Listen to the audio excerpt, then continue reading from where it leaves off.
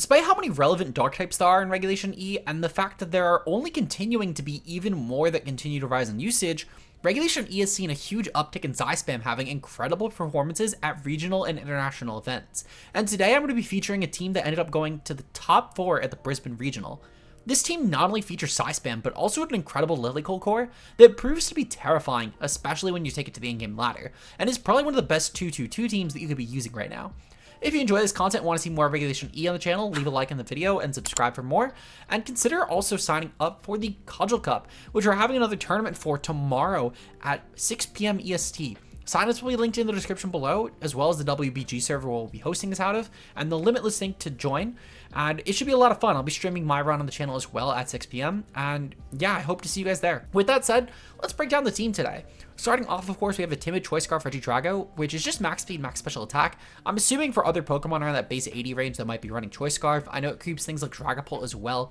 I can't imagine why specifically they chose 252. If I had to guess, though, it's just creeping anything that might have been hitting exactly Dragapult versus the Mons that would be right above it, because frankly, nothing really hits 145 right now.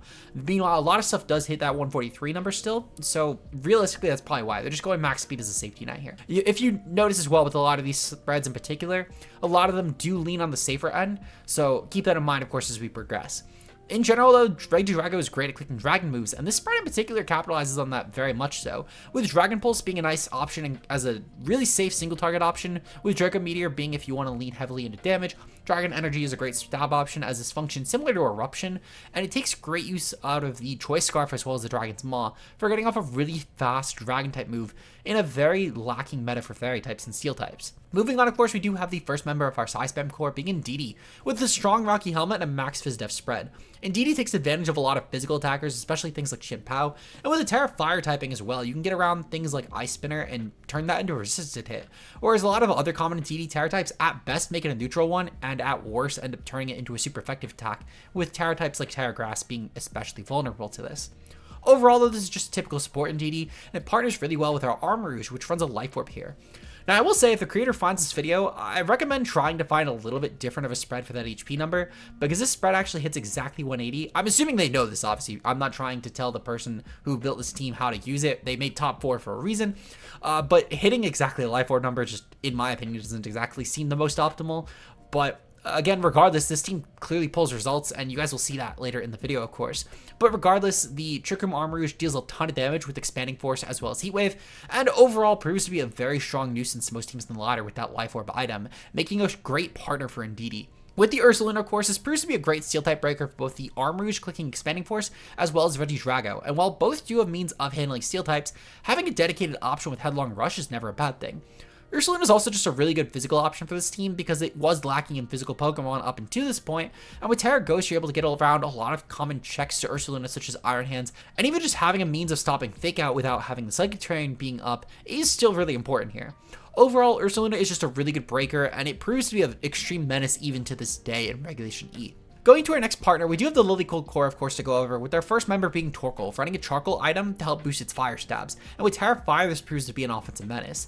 I'm not sure why they go with the 156 HP and 100 special defense again, but overall this is still a really good Trick Room breaker, with Eruption and Heat Wave being great fire stabs, with Eruption being great at full health and Heat Wave still being good after the lower HP numbers, and then Earth Power is great for a lot of common checks such as opposing fire types to Tera Fire, or just Torkoals in general for the speed tie. Finally, we do have Lilligant, which runs a Tera Ghost to avoid different fake outs in case we don't Psychic Train up, and this performs as a really good fast mode for the Torkoal option. With Chlorophyll, we double our speed, outpacing a lot of common Pokemon like Booster Speed Fluttermane even, and with Close Combat, Solar Blade after you and Sleep Powder, this proves to not only be a high damaging output in the sun with Close Combat and Solar Blade, but also a really good support piece with after you allowing Torkoal to hit second on the field no matter what, as long as Lilligant hits first, of course. Otherwise, I guess technically speaking, it's just after Lilligant, but that's almost always going to be the first and second move respectively with Lilligant into Torkoal.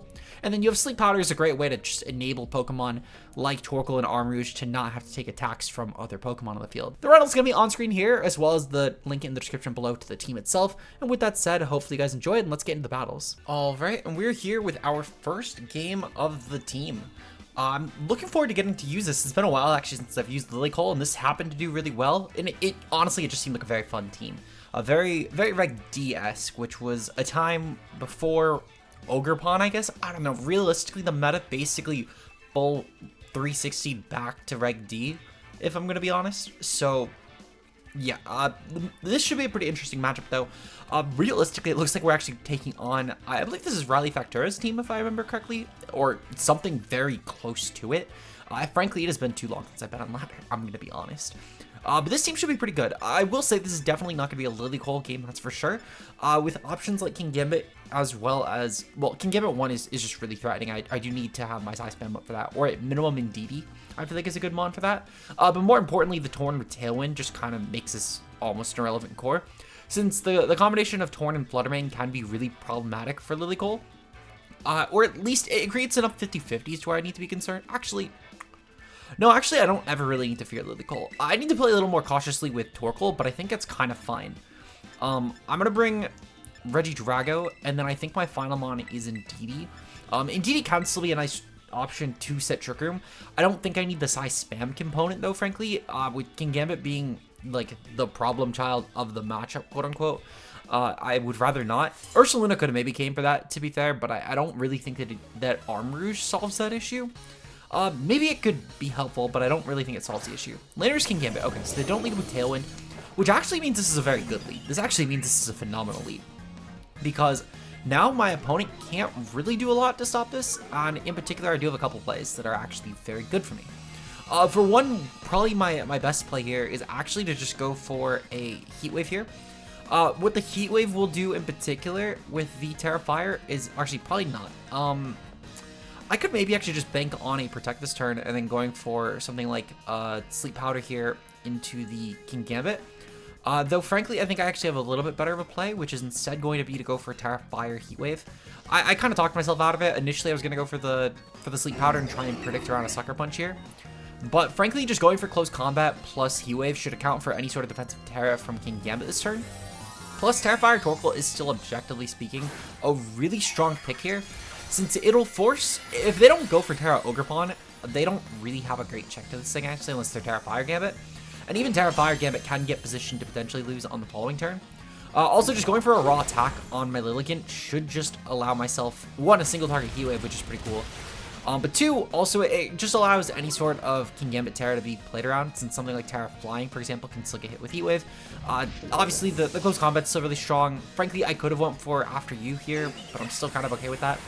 On the following turn, I can actually just go for After You Heat Wave anyway and get a really strong attack, so I'm kind of okay with this. But this also helps with the Landorus pivot, potentially. So, I think realistically it just gives me a lot of good scenarios this turn, frankly, where I can just better prepare myself. They went into Urshifu, actually, which is very okay. My opponent will have to take significant damage on this. I'm assuming they're Scarf Landers, though frankly I'm not 100% sure, and I think that lying and saying I was is a little disingenuous. They're going to go into Tornadus here. Okay, that's perfectly fine. Let me actually see, is this Jolly Lilligant? Because Jolly Lilligant, or it's Adamant Lilligant, okay. So I do need to be a little bit careful this turn. I think, frankly, my play is actually still the same to go for the combination of Heat Wave and Close Combat. Close Combat, specifically in case if Torn goes for like a Rain Dance here. Yep, Rain Dance Torn, okay. Because now this means that I do actually need to get an attack off into Urshifu. They are going to Aqua Jet instead into the Lilligant, okay. Tera Fire Heat Wave might actually still do enough, and frankly, I can always try and switch around this and try and make some plays that might benefit. I could have maybe went into my Indeedee with the Torkoal spot instead and then try to account for this, but I don't think it really matters a ton. The reason being is we're going to go into Regidrago here. And I think that going into Regidrago here actually does give some nice benefits. Dragon Energy is really clickable right now, and even with the very imminent Tailwind plus the imminent Tailwind plus the Surging Strikes play, I still think that realistically just going for Dragon Energy just to pick off Urshifu and it's just damage on Tornadus will be very appreciated. The Torkoal can definitely be useful later, actually. It's really nice just to target the Landorus and maybe value like a spread move that turn. Whether that's Earthquake or even Rock Slide, just to deal less damage to Indeedee, that might come into play. And they're actually just going to let me attack. Okay, Dragon Energy is just going to nuke then. They probably assumed that I wasn't going to be Scarf on Regidrago, which, honestly, I'm kind of okay with that. They probably, they forfeited. So they probably made that play specifically anticipating that I was not Scarf Regidrago because the team has more of a trigger mode. Which is totally fair, actually. Just going for Close Combat in that range plus Bleak Wind just to claim the kill is probably a better play if they're anticipating that. But regardless, though, we already got a win. We'll see you guys in game number 2. Okay, so now we're taking on a pretty interesting team. This seems like it's a really good offense, probably in the same vein as like the Michael Kelch team, but it does have a couple big differences that, in my opinion, actually make this a lot easier. So they start off with the same foundation with like Rillaboom, Chien-Pao, and Farig, but they do miss out on a really strong dragon, whether it was Dragon Bolt, which has a really good strong dragon darts that can take advantage of Chien-Pao, and also the Farig for avoiding Sucker Punch. And then also D-Knight, which is just, again, a really nice bulky dragon into this current format with Tera Normal E-Speed being great. They do have Hisuian Arcanine, which will probably play a similar role to that. And then Iron Bundle is, arguably, honestly, it is a little bit better with the Hisuian Arcanine specifically. It helps with a lot more counterplay. Hisuian Arcanine mirrors as well, Dragonite for the fact, just to force Tera in case of Chien-Pao isn't bringable, and a lot of other things. It's a cool team, I think. It plays, at least those first 3 offer enough similar roles, and there's replacements that can kind of do the job. But I think ultimately this version is actually a lot easier to play around. I think specifically with my team leading off with Lilycole again is actually going to be really advantageous. I can bring Indeedee for sure, and I think my last mon ends up being Armarouge actually. I can go for a late game route with the Psy Spam, and I think that'll actually play really well because I am anticipating that Chien-Pao does lead here. With Chien-Pao leading, actually, I can get a few really key things. For one, I can actually just go right into Indeedee with my Torkoal, since they will most likely have to go for an Ice Spinner. And while they will remove the terrain here, I'm kind of okay with that, because if they go for Sucker Punch instead, trying to nail my Torkoal, perfectly fine. It's going to get walled. They actually lead off with the Hisuian Arcanine and Farigiraf.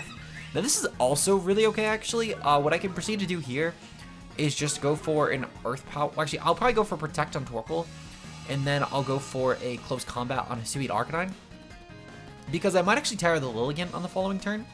Also, just going for the raw damage on Arcanine and then preserving my Torkoal for later on will be valuable, because I can maybe actually try and get Trick Room up against this Farig. I might have Imprison, so I do need to be a bit careful with that, but I can still use this to my advantage, to be fair. I might even just go into Armarouge instead and maybe go for like a Tera Psychic just to get out of my weaknesses to Hisuian Arcanine, while still also getting off a really strong Expanding Force that even for Rig will have to respect. So there's a lot of different things I can really take advantage of with this particular turn. But ultimately, just getting the damage on Arcanine, since it is a likely Tera Normal Pokemon on this particular team, is going to be extremely appreciated. They are going to go for Tera on Arcanine, it's perfectly fine. They're going to go for Tera Grass, actually. Okay. So they've now actually, because of the fact that I made the play I did, open themselves up to a very, very bad can of worms. What I can proceed to do on the next turn is I can go for Tera Ghost on Indeedee. Now, this will allow me to avoid the extremely inevitable extreme speed that is coming my Lilligant's way to pick it off. They're going to most likely go for Rock Slide this turn because it's just really good damage to my team. But afterwards, they're going to have to really just avoid losing to the Lilligant combination. If we dodge with Lilligant, I'm actually not going to Tera, and I'll Tera Torkoal instead, because frankly, just dealing more damage. Nope, okay. So yeah, I do need to Tera the Lilligant now, since this is... Oh, yep, it is a Life Orb Arcanine. It's most likely not Choice Band. We are going to go for Heat Wave because of this, just in case if my opponent goes... Actually, I'll go for Eruption. Since they are going to probably pick off the Lilligant, I feel like that's ultimately their best play. And we're going to go for an After You into the Torkoal. Even if they do go for Extreme Speed into Torkoal, I'm honestly probably okay with that, just because of the fact that that will still be pretty okay for taking damage. I mean, Torkoal's still a good threat without the Chien-Pao or the Tera Normal. It's not really going to do a lot of damage. But this Extreme Speed, regardless, will not be able to kill my team. And thankfully, I can get off a really powerful After You boosted Eruption here. The best thing that Farig can do, I guess, is maybe going for Trick Room. Well, let me rephrase. The best thing I could do to avoid the Lilligant being a threat is going for Trick Room. The best thing I could do to stop Torkoal from being a threat is probably just going for Psychic into it. Either way, though, it's not really going to be that scary, and it has to take a substantial amount of damage right now. That nearly killed right there. It's very unfortunate they went for the Protect, to be fair, because I could have actually went for Tera Fire if I had known that, and then just murdered Farig, but this is still fine. They're going to go for Gleam here. Gleam does kill my Lilligant, but thankfully my Torkoal survives, actually, which is very good. Now, I do need to be a bit careful on this turn, because that Arcanine can now actually deal some serious damage to me. However, if I go to Indeedee, I can probably actually just go for a Trick Room plus a Heat Wave combination right now. Trick Room plus Heat Wave should be really good. This accounts for still damaging Farig substantially, while also allowing myself a Trick Room turn just in case. So we're going to get the Heat Wave off, and then I'm going to go for Trick Room. If they go for Imprison, that's fine. It means they're not going for Helping Hand, which means they're dealing less damage to Torkoal, which is good. So really, at this point, I just need to avoid Torkoal from getting flinched, which I do still need to attack because of the fact that, yep, okay, so Frigg does go for Helping Hand. I'm still fine with that, because while I probably, I guess in this case, should have protected Torkoal, the fact that Frigg could have went for Helping Hand here, for Imprison here, means that I did need to clear it on the field. They are going to flinch Torkoal. They flinch Indeedee too. Oh, that's super unfortunate, actually. This is really bad now. I think this is really the only scenario I actually lose the game. I now need to bank on a dodge from Hisuian Arcanine. So I need Indeedee to dodge this hit specifically. I can't really bank on Torkoal doing it. I need to just go for the protect and hope. But if I don't dodge, then I am kind of screwed. Can Indeedee dodge? I really need Indeedee to dodge here because I cannot win the game otherwise. Okay, Indeedee dodges. That's great. A little bit unfortunate for my opponent, obviously. I mean, this is really the one area where I can actually win the game. But at the same time, though, it is what it is. I'm not going to act like this isn't a great turn for me, and I'm not going to act like I wasn't hoping for this. We are going to go for Helping Hand, just boost the Torkoal damage. Torkoal can clear the field very quickly here. They are going to withdraw for Rig. That's perfectly fine. Something else will still have to take damage. Objectively, something will take a ton of damage because they now have no longer any resists. They're going to go for Psychic Terrain, actually. For Rillaboom, they're going to clear my terrain. Honestly, still not the biggest deal. Armarouge is still an incredible threat in Trick Room. And even if they are going to go for E-Speed here, that's actually perfectly fine. They are going to go for E-Speed. Okay, perfect. I don't really mind. The Armarouge can still put up some substantial damage here. And what I'll actually probably do is I'm just going to go for a Protect on Armarouge and then just start going for Heat Wave spam. Frankly, I don't actually think that the combination of E-Speed and Fake Out will kill my Indeedee, so I think it can survive to get off a Helping Hand on the following turn. So for now, what I'm going to actually do is I'm just going to go for Dazzling Gleam, and then I'm going to go for a Protect here. I think that'll hopefully benefit me the best. I'm curious about their fourth Mon. So we've so far seen the Farigiraf, the Hisuian Arcanine with Tera Grass, and the Rillaboom. The fourth Mon, if I had to guess, is probably going to be Ogerpon. I feel like Ogerpon is kind of the Mon you bring to the Sun matchup, but I could be wrong. I feel like, though, in general, it's just a really low drawback Pokemon here that can just deal a lot of damage to my team, especially outside of Trick Room, and especially with the Rillaboom boosting it.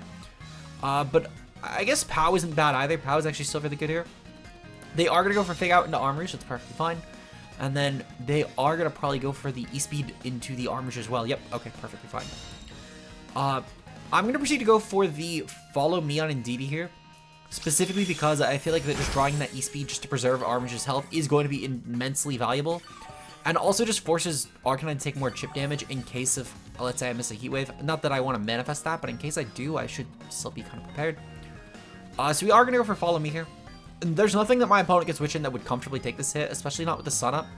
So I may as well, like, there's no reason to Helping Hand boost this when I have Life Orb boosting me and I have the Sun boosting me. Really just trying to draw in attacks in case if I miss is going to be my better play. We are going to Follow Me.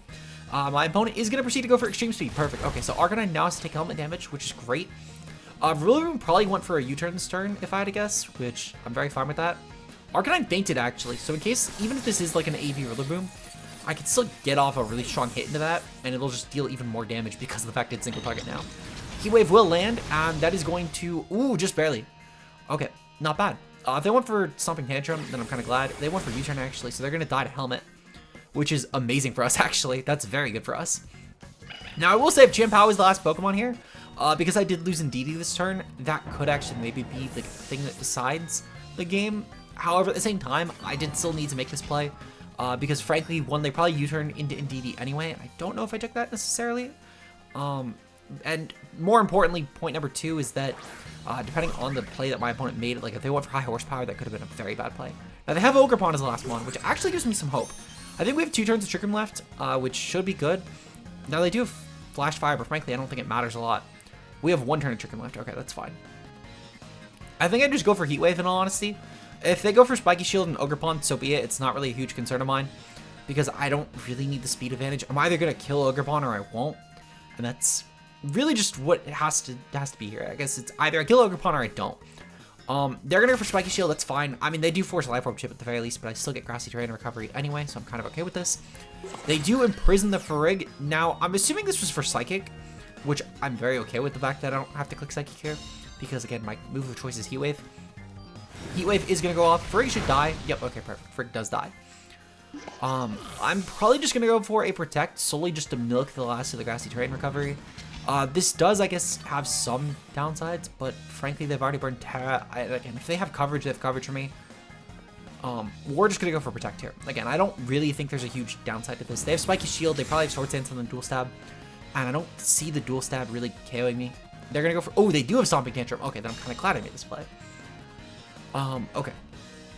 So I guess my concern here would be if Stomping Tantrum actually KOs me. That could be kind of bad. But I don't really have another play. I have to just go for the Heat Wave and hope it kills. Heat Wave should pick this off. I'm assuming it'll pick this off. It's a neutral attack, and this doesn't exactly have the best special defense. And a single target Heat Wave kill? Oh, just barely. Okay. Good play from my opponent. Yeah, this should be game. Because again, I cannot ensure that kill anymore. Good game. Honestly, still really good game.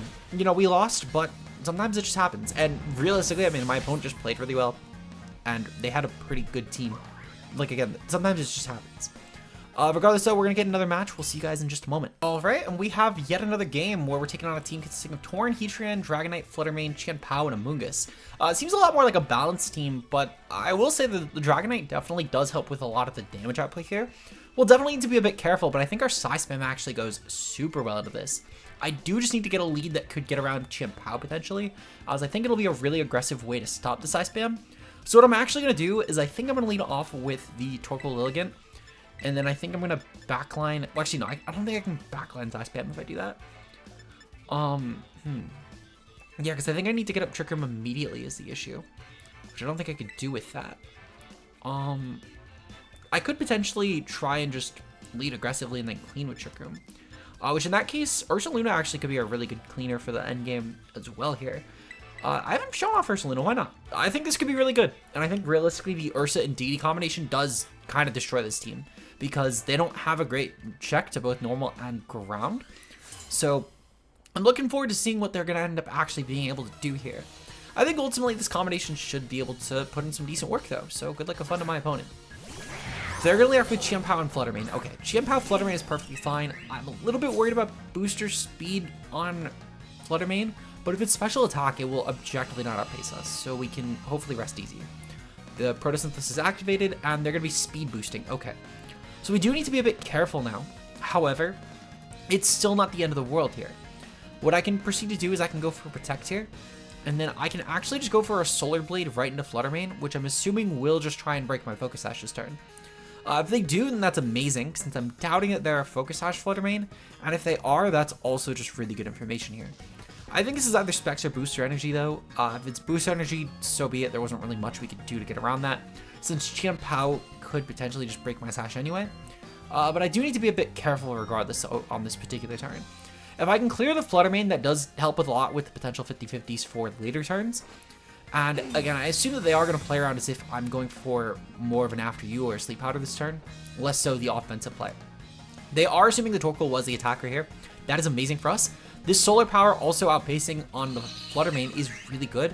Oh, right, I forgot. We actually do just barely group that with Adamant max speed. I forgot about that. Well, even still, just taking out the Fluttermane here is objectively really huge. That not being a Sash Fluttermane is really good for us. It probably was just like Timid Specs then, or maybe like Boost Energy. Either way, though, really good turn. I can proceed to actually just go into the... Oh, right, you know, yeah, they're Sash Pow, most likely. I can proceed to just go into the Indeedee here, like just hard into Indeedee this turn.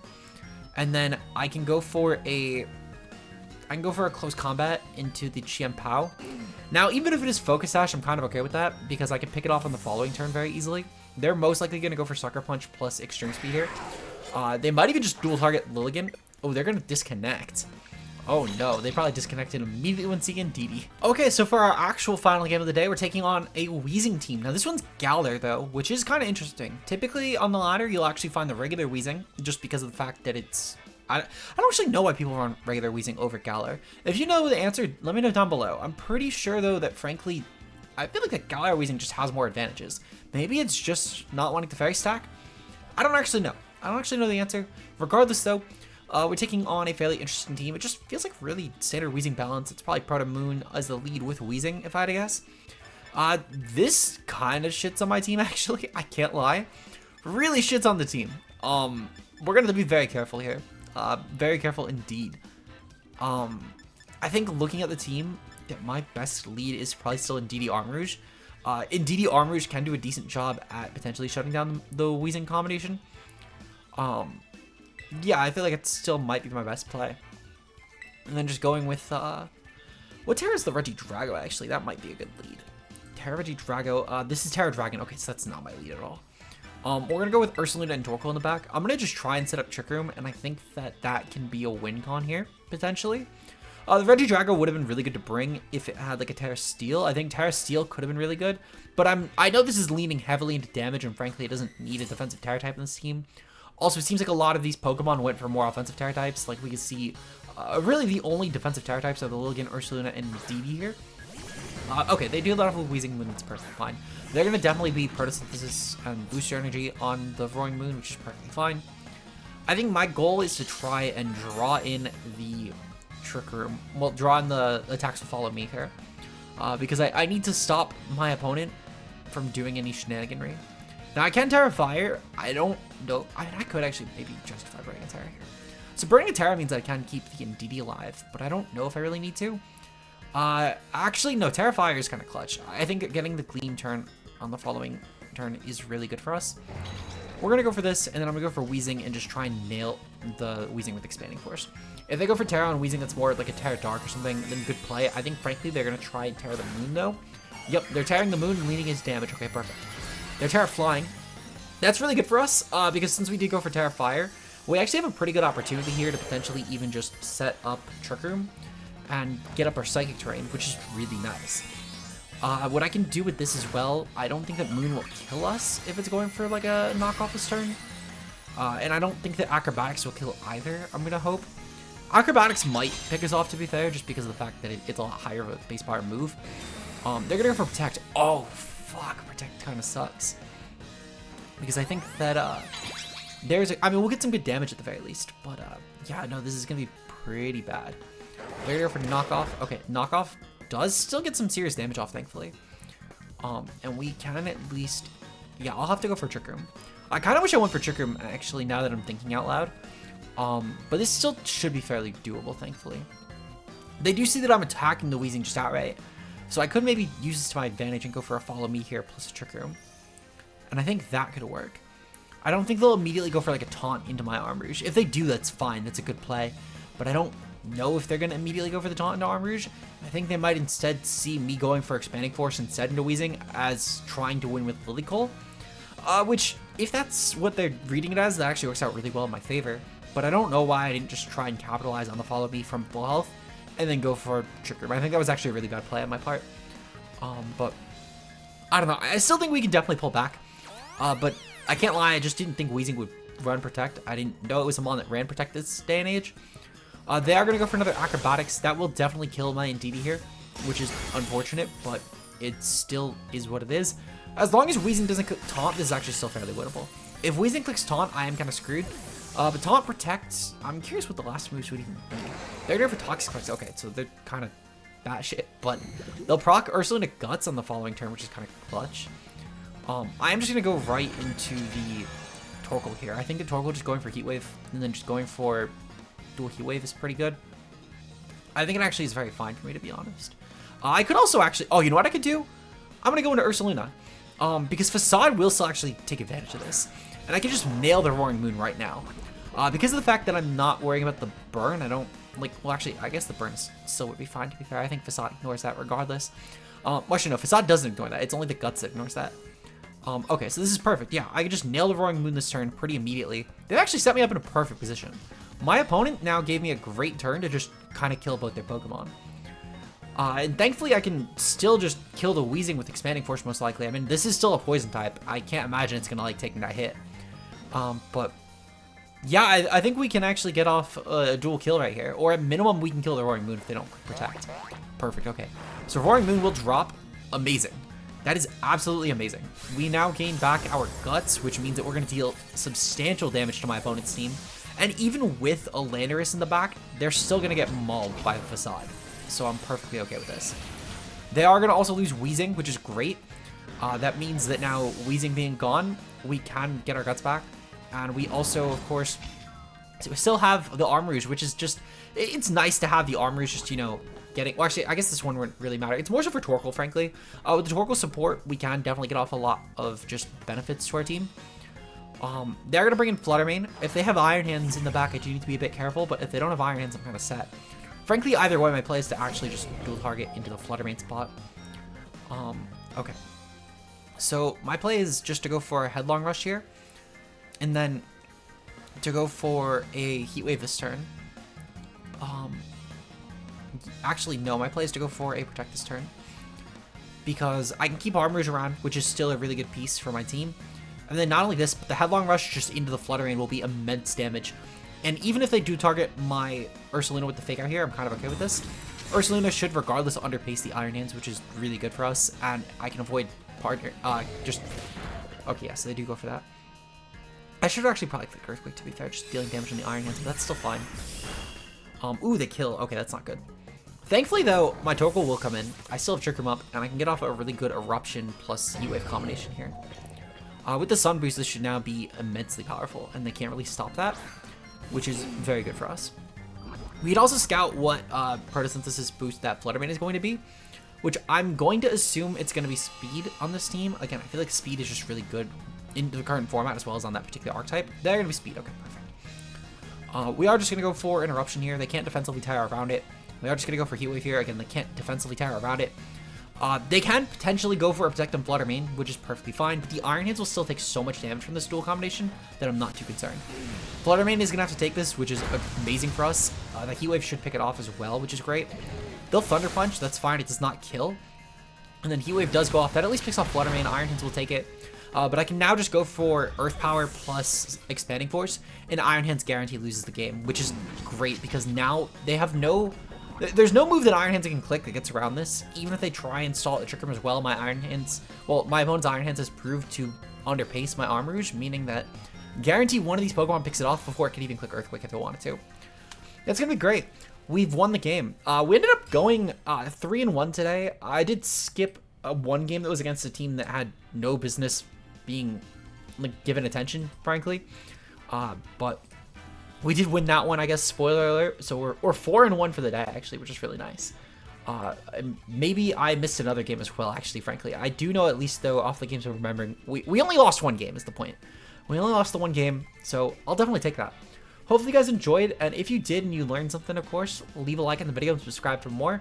I'll link the team creator down below. The team was incredibly made, and it was a really fun team. You don't see Lilycole often really performing at regionals. You don't see Hisui and Lilligant or You don't see Hisui and Lilligant or Torkoal even show up individually at Regulation E tournaments, but the fact that both of them as a core were able to go for top 4, as well as Spam, which I think this is Spam's best performance all Regulation E, and maybe, well, actually no, that's a lie. LASC actually had a finals for Spam. But Spam is definitely an all-time high in my opinion, and this was a really cool team nonetheless. And I'm glad that we have to showcase all the Pokemon on this team because frankly, it was a really cool one. So I'll link the creator down below if you guys want to check them out. Of course, really would be appreciated. Shout out to our channel members as well. For just a couple dollars a month, you get to support me on the content, and it goes a long way, of course, into paying Kurt for our second channel videos. And it's also just, you get nice bonus videos twice a month. We have a Hisui and Arcanine video that just went up yesterday. And, of course, our current channel members are Mia, Zeke Zero, Rao Sakura, Obo, Johannes Speed, Double, Endless Gadgets, Bam Bambi, Josh K Ultra Player, Incog, and Vincent Wee, who is, of course, our bigger fan. For the bigger fan tier, you do get some nice team reviews once a month where you guys can send the teams and I'll tweak them as best as I can for whatever your goals are. But yeah, consider just supporting the channel the extra way. And even if you can't monetarily, leaving a like and subscribing always helps. I will see you guys in Friday's video. Until then, peace out, guys.